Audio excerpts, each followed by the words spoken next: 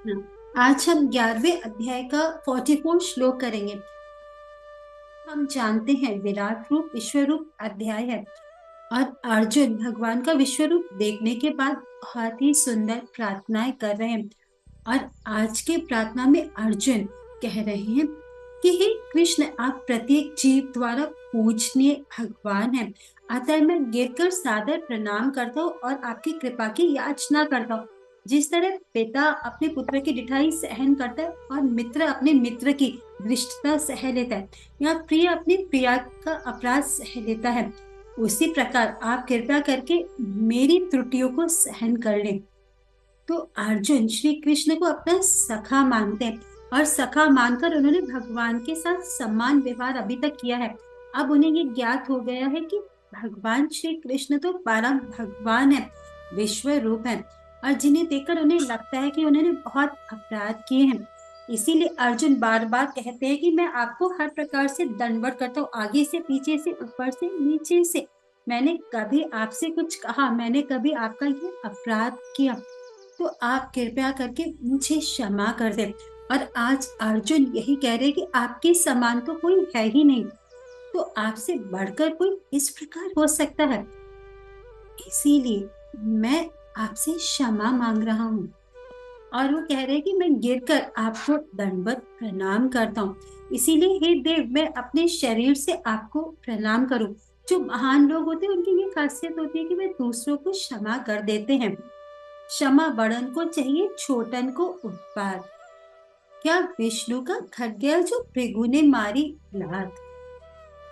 तो भृगु मुनि, जिन्हें ये रेस्पॉन्सिबिलिटी मिली थी ऋषियों के द्वारा कि वह जाकर ये पता करे कि सबसे बड़े देव कौन है, तब भृगु मुनि पहले ब्रह्मा जी के पास, अपने पिता के पास जाते हैं सृष्टि करता, और उन्हें वह प्रणाम नहीं करते। तो उससे ब्रह्मा जी को बहुत क्रोध आता है, मन ही मन वह बहुत क्रोध करते हैं। फिर वे शिव जी के पास जाते हैं, जो उनके एक तरीके से भाई हैं, तो उनके बारे में फिर उल्टा सीधा कहने लग जाते हैं। फिर भगवान शंकर भी क्रोधित हो जाते हैं और विष्णु जी योग निद्रा में होते हैं, तो भृगुमुनि उनकी छाती पर जाकर अपने पैर से प्रहार करते हैं। पर भगवान विष्णु उठकर उनके पैरों को सहलाते हैं और क्षमा मांगते हैं कि कहीं आपको चोट तो नहीं लगी, क्योंकि उनका हृदय बहुत कठोर है। तो इस प्रकार से भगवान विष्णु बुरा नहीं मानते।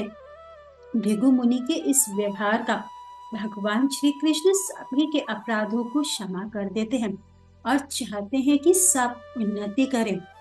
जब नरसिंह देव प्रकट हुए थे, तो असुर देवता सब उनसे डर गए। असुरों का तो उन्होंने संहार कर ही दिया।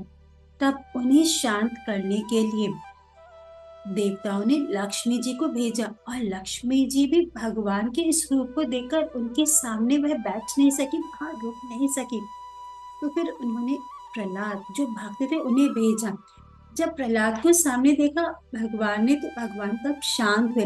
तो इस प्रकार भगवान ने फिर बहुत कृपा की, सबको आशीर्वाद दिया। तो कहने का यही अर्थ है कि प्रहलाद को देखिए, भगवान अपने से बड़ा मान रहे थे। भक्तों को भगवान अपने से भी बड़ा स्थान देते हैं। भक्तों की सेवा को भगवान अपनी सेवा से भी बड़ा मानते हैं। तो यहाँ अर्जुन कह रहे हैं कि आपसे बड़ा तो कोई है ही नहीं, आपसे बड़ा तो भगवान कोई हो ही नहीं सकता। तो ये एक फैक्ट है, ये तो भगवान का देखिए एक बड़ापन है कि वह भक्तों को अपने से बड़ा मानते हैं। परंतु सत्य तो यही है कि कृष्ण सब कुछ है, सर्वोत्तम है। भगवत गीता के 7.7 में श्री कृष्ण बताते हैं कि मेरे से ऊपर कोई दूसरा सच तो है ही नहीं। मतलब देखिए, वह आखिरी लिमिट है किसी भी चीज की। धन की आखिरी लिमिट कृष्ण है, बल की आखिरी लिमिट कृष्ण है, ज्ञान की आखिरी लिमिट कृष्ण है, सुंदरता की आखिरी लिमिट कृष्ण है, तो वैराग्य की आखिरी लिमिट कृष्ण है। तो यदि हम कृष्ण को दंडवत प्रणाम करते हैं, तो हमारा दंडवत प्रणाम वास्तव में वह उस दिन सार्थक होता है जब हम श्री कृष्ण को ही सब कुछ मानते हैं। श्री कृष्ण ऐसी पर्सनैलिटी है कि जब हम उन्हें प्रणाम करते हैं, तो हम सबको प्रणाम करते हैं, तो परफेक्शन है प्रणाम की। कृष्ण स्वयं भगवान है। जितने भी अवतार है, जितने भी ऋषि मुनि, सबके सोर्स कृष्ण है। इसलिए नारदीय पुराण में ये बताया गया कि यदि कोई श्री कृष्ण के अर्चा विग्रह श्री कृष्ण का जो रूप है, अर्चा विग्रह जो है, उससे यदि कोई प्रणाम करता है कृष्ण की अर्चा विग्रह, तो उससे प्रणाम करने से जो फल प्राप्त होता है वह बड़े बड़े, देखिए, बड़े बड़े यज्ञों को करने से नहीं मिलता। बड़े बड़े यज्ञों को करने से तो व्यक्ति को पुण्य मिलता है, और पुण्य भोगने से फल खत्म उसका हो जाता है। परंतु श्री कृष्ण को एक बार भी सच्चे तरीके से यदि हृदय से प्रणाम कर दिया जाए, तो वह श्री कृष्ण के लोक को प्राप्त करता है। ये श्री कृष्ण की दया है, करुणा है। एक बार श्री कृष्ण को ठीक से दंडवत प्रणाम करने से जीव भक्ति का अधिकारी बन जाता है, भगवान का भजन करने लगता है, और उसे भगवत धाम की प्राप्ति होती है। तो ये है भगवान को प्रणाम करने का फल। तो अर्जुन कह रहे हैं कि मैंने अपने इस शरीर से बहुत अपराध किए हैं, तो मैं अपने आप को आपको ही समर्पित करता हूँ, क्योंकि जो भी शक्ति मेरे अंदर है वह आपके ही द्वारा दी गई है। तो यदि हम भगवान श्री कृष्ण के समक्ष अपने अपराधों को स्वीकार कर नहीं, श्री कृष्ण देखिए अपने निष्ठावान भक्तों को पूरी तरीके से क्षमा कर देते हैं। हमें ये समझना पड़ेगा कि हम देखिए कितने अपराध करते हैं।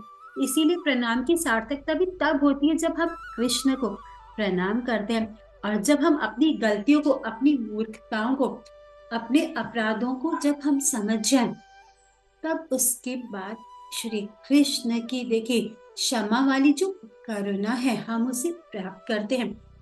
तो अर्जुन यहाँ क्षमा मांग रहे हैं, और वो कह रहे हैं कि क्योंकि आप परम ईश्वर हैं, मेरे अंदर स्तुति करने का कोई सामर्थ्य नहीं है। बड़े से बड़े विद्वान है, कवि है, दार्शनिक है, जो आपके गुण, प्रभाव, महत्व को समझते हैं। देवता, महापुरुष आपकी नित्य स्तुति करते हैं, परंतु मेरे अंदर तो आपकी स्तुति करने का सामर्थ्य नहीं। इसीलिए मैं केवल आपके चरणों में दंडवत प्रणाम कर रहा हूँ। देखिए, दंडवत प्रणाम जो होते हैं वो दो प्रकार के होते हैं। जो प्रभु जी पुरुष है, वह पूरी तरीके से दंडवत प्रणाम, पूरी तरीके से अपने आठों अंगों से कृष्ण को प्रणाम करते हैं। और जो माता जी हैं, उनके लिए पूरा जमीन पर लेटना वर्जित है, तो वह पंचांग प्रणाम करते हैं, अपने 5 अंगों से वह प्रणाम करते हैं, और इसी प्रकार वह भगवान को प्रणाम करते हैं। अर्जुन भगवान को दंडवत प्रणाम करके प्रसन्न करना चाह रहे, क्षमा मांग रहे हैं, और श्री कृष्ण को प्रसन्न करने के लिए किसी खास बात की आवश्यकता नहीं, बस श्री कृष्ण के शरणागत ही होना पड़ता है। ये रहस्य अच्छे से समझना होगा कि हमें श्री कृष्ण के शरणागत होने मात्र से श्री कृष्ण हमें स्वीकार करते हैं। कृष्ण कहते भी हैं कि यदि तुम मेरी भावना में रहोगे, तो मेरी कृपा से तुम बद्ध जीवन के सारे अवरोधों को लांघ जाओगे। लेकिन यदि तुम मिथ्या अहंकारवश ऐसी चेतना में कर्म नहीं करोगे, मेरी बात नहीं सुनोगे, तो नष्ट हो जाओगे। नष्ट होने का अर्थ है माया में गिर जाओगे, और सांसारिक भोग के पीछे भागते रहोगे, और थोड़ा सुखी और अधिक दुखी हम लोग होते ही रहेंगे। क्योंकि आत्मा वैसे नष्ट नहीं हो सकती, पर वह एक इल्यूशन, दुख में रहती है। तो अर्जुन भगवान को फिर कह रहे कि जैसे एक पिता अपने पुत्र की गलतियों को, एक मित्र अपने मित्र की गलतियों को, एक प्रिय अपनी प्रिया की गलतियों, अपराधों को क्षमा करते हैं, उसी प्रकार मैं भी आपका मित्र हूं, तो आप भी मेरे अपराधों को क्षमा करें और मुझ पर प्रसन्न हो।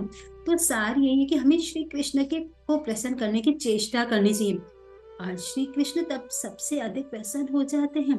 तो पुत्र कोई भी देखिए कुछ भी करे, गोदी में बैठा हुआ बच्चा कुछ भी कहता है, लेकिन पिता उसे क्षमा करते हैं, उसे देखकर प्रसन्न होते हैं।